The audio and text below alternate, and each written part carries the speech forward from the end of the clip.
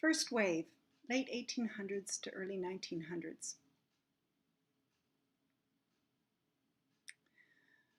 During the 1800s and well into the 1900s, there was this myth of superabundance that was perpetuated. Uh, how was it perpetuated? I don't even know. It was just an ideology, it was a thought, it was a zeitgeist of the time. It seemed as though the resources in the natural world and uh, the wildlife of Canada was endless, limitless. And this is very important when we're trying to understand the mindset of the people who lived at that time, and also to dissect our own paradigms and our own biases and our own understandings of the world in which we live. None of us are truly uh, can truly escape this. It's almost like it's in our DNA to think that there is this superabundance. Now, you might not believe that now, but this is generation after generation of believing in this. And so this infects us all. We just might have different interpretations of it now.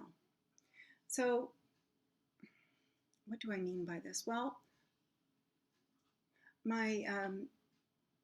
I have a family photograph taken back in the early 1900s, and it has my great-grandfather is in the photo, and his brother is in the photo, and there's a family friend in the photo, and they've got all the big early 1900s mustaches, and they've got their rifles next to them, and they have these uh, furs tacked up all around them from these animals that they've gone out and shot.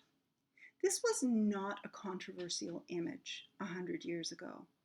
This would have been just, a bunch of dudes going out collecting furs that maybe they're going to sell, and they would have brought back some meat from that. Probably a bunch would have got left behind, but it's not a big deal. This was not a controversial image like some of the images that we might see today out of Africa, where there's some white dude from America with lots of money has gone over there and shot this lion, and we're outraged by it. There was nothing outrageous about this image at that time. This was what people did. Again, the resources of the Canadian wilderness were limitless, or at least they were seen as limitless. My great-grandfather, the same one that was in that photo, he actually came to Canada, came to Western Canada from Ontario.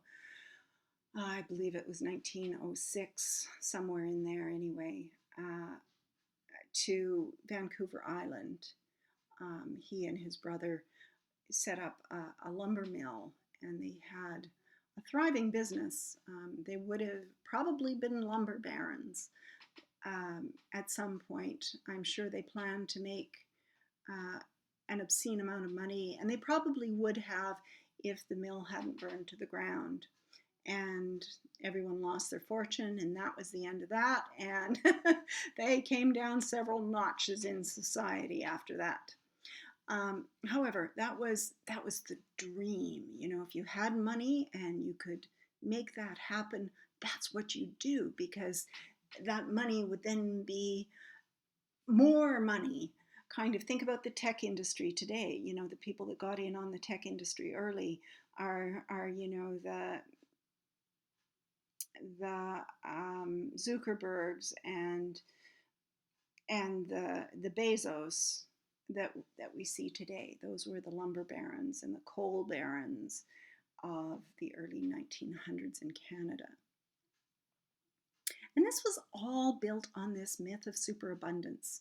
this could be done because there was all this stuff here and it was just there for the taking. I mean, the silly indigenous people who lived there, they didn't know what they were sitting on. And, it took the European settlers to come in and see what the monetary value of these resources truly were.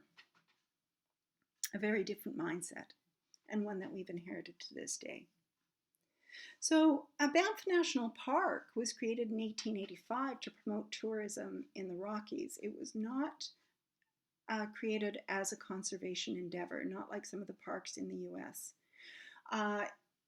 It was also a tool of colonialism as well.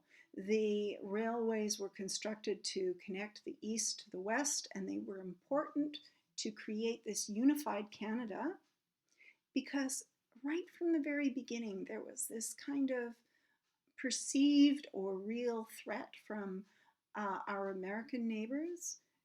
There were always a bigger population in the US. There was always more power there. There was always more wealth there. And so the powers that be in Canada wanted to create more, quote, unity throughout this region. And one of the tools was the railways, and the railways could connect wealthy tourists from the east coming over to visit Banff National Park and creating wealth in that area. It was also an important tool to bring settlers from European countries, both Eastern and Western European countries, to settle. They might arrive on the East Coast and then they would be brought west and would settle the land with white settlers because Indigenous settlers didn't count. They were not seen in the same way. They were not seen as a benefit to settling the land and keeping it unified from the Americans and so on. So Banff National Park was not only a tool for the economy, it was also a colonial tool at the time. It has very much colonial origins. I want to say a few words about the passenger pigeon because I think the passenger pigeon is a really fascinating case study for why we need to look carefully at this myth of superabundance. The passenger pigeon, it was estimated that at one time there were 3 to 5 billion passenger pigeons east of the Rockies.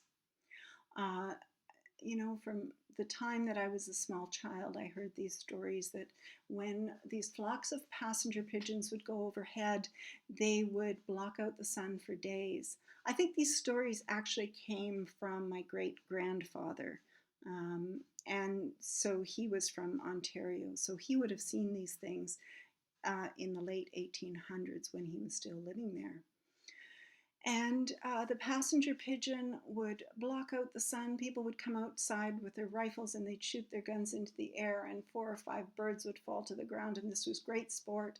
And it didn't matter because there were so many passenger pigeons. They were limitless. They were endless. At least that's how they were seen. And of course, we realize now that they were not limitless. They were not endless. And in 1914, the last passenger pigeon, her name was Martha, she died in a Cincinnati zoo. And that was the end of that. So I think this is a good example of these anthropogenic extinctions. And, we're seeing most likely, scientists now agree that we are in the early days of the 6th great extinction. And so we need to get our house in order. We need to figure out, what we are going to leave, not just for the next generation of humans, but, what is our legacy as a species? What are we leaving forever? I've just popped in a few, it's almost arbitrary, some of these organizations and movements, because just in general, you want to know that there were these initiatives going on for quite some time. Not everyone thought that we should just be killing animals randomly. And many people back in the early 1900s did start to see that this was a problem that, maybe we had to protect some of these resources and some of these other populations and these regions.